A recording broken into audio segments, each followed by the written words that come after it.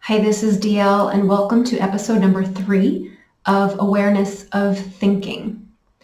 Now, I had originally said I was going to talk about biases in this episode, but some things happened this week that brought up a lot of stuff that is very relevant and important to talk about before we get into the content. So, I'm going to share that with you now.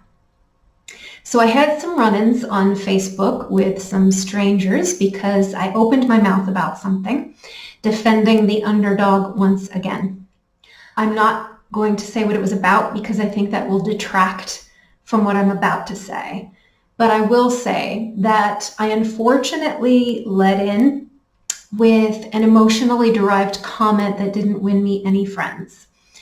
What I got in return for sharing my points of view was a day-long practice in self-defense. And people attacked me with their own points of view. That's pretty typical conversation on social media. I got to see real-time examples of the intellectual narcissist, which I had touched upon in my last video. Those that know the terms and the phrases of bias and propaganda, for example, and they know how to use them to school someone else, not out of any true service or empowerment other than their own, so they can appear and justify how right they are. And I got to be on the receiving end of a lot of projection. So there were some level heads that were also engaged in the conversation, and they were able to express themselves to me with some civility, including one or two that were able to pull out of me an admission of my own shortcomings, aka leading with emotion, but not without rubbing my nose in it as well. So more often than not, everyone fell short of admitting their own emotional involvement. There was plenty of moralizing, though.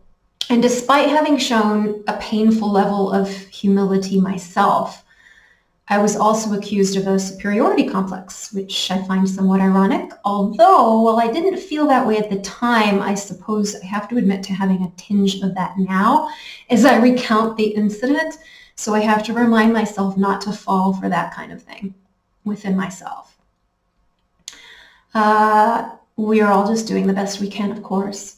So interestingly, lacking was any verbal support from those who maybe did understand me or even agreed with me. And I know that they were there because there were likes, but perhaps they didn't care to get too personally involved, and I can't really blame them for that.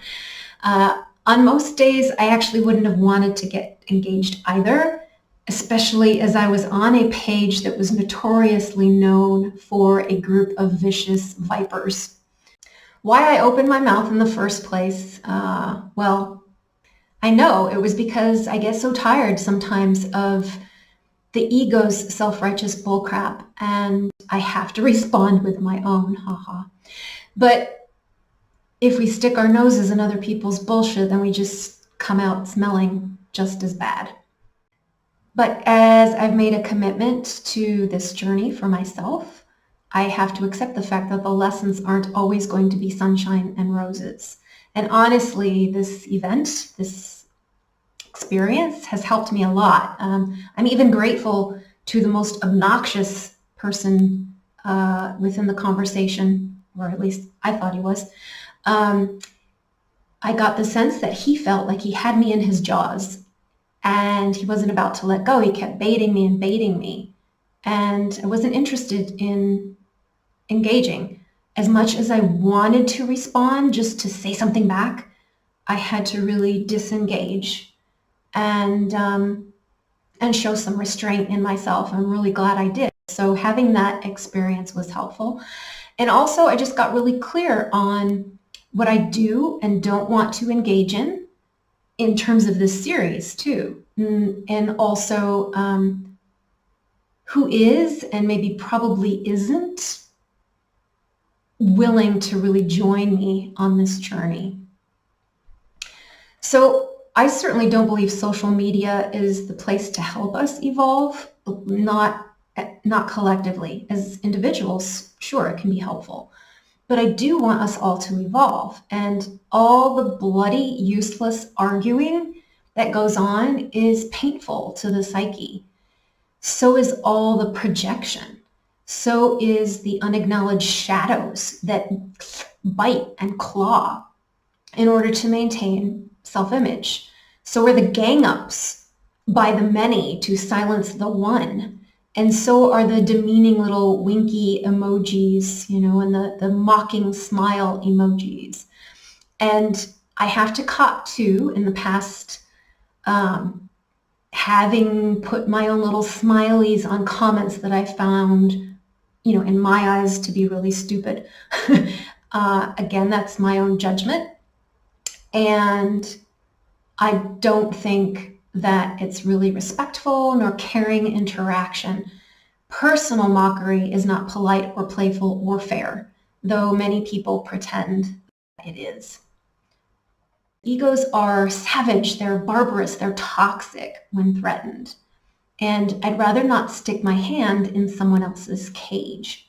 So I've had to think hard about how to share this stuff without making it about the examples we face day to day that drive us all to our defensive or offensive sides. I've had to think long and hard about how any of the information I share here might be of help rather than be weaponized by ego. And just like ego loves to label and judge, as I once said in the first video, I think, it also loves to weaponize knowledge. So everything we learn, the ego is learning at the same time. And it can eventually use that information against us or others. So we can argue to kingdom come about who's right and who's wrong. Or maybe it's degraded recently into who's right and who's stupid, because the presupposition is that, if you're not right, you're stupid. So it seems to be dominating conversations on social media now, this dichotomy. But that's completely besides the point, because we will never change minds by arguing our points of view. We have to get far, far beyond our need to be right. And we can't do that until we admit we have the need to be right, and we all do. But we also have to be willing to go another step, and that is to admit that we might be wrong. And it isn't enough to give lip service to that or pretend it. We have to mean it, and we have to be willing to feel it. So I don't really care about whether someone believes in what I consider to be fact or fiction or not, because I care about what's underneath and beneath what most people think they believe. The debates are just a rat's nest at best and a bottomless pit of illusion at worst. And we're wasting precious time to solve problems, to make things better. There is another way, and that would be to meet, as Rumi once put it, in a field beyond right and wrong. And on the rare occasions that this actually happens, it's like heaven on earth. But until we're able to do that with each other and, in wide numbers, then we need to begin to simply recognize that we might have the choice. We can be right or wrong, as the two always go together. You can't be one and not the other, or to be above it all. And I don't mean that in some arrogant sense of being above everything and, looking down. I mean that in the truest sense of liberation, being free from that suffering. Imagine being in interactions with others which are mutually respectful, no matter how divergent the opinions or beliefs. Imagine listening and being listened to in a curious and fascinated, open-hearted way that withheld judgment. Imagine valuing another person's point of view as unique and arising from something meaningful to them, and having yours valued in the same way. This kind of mutual exchange is what we're after.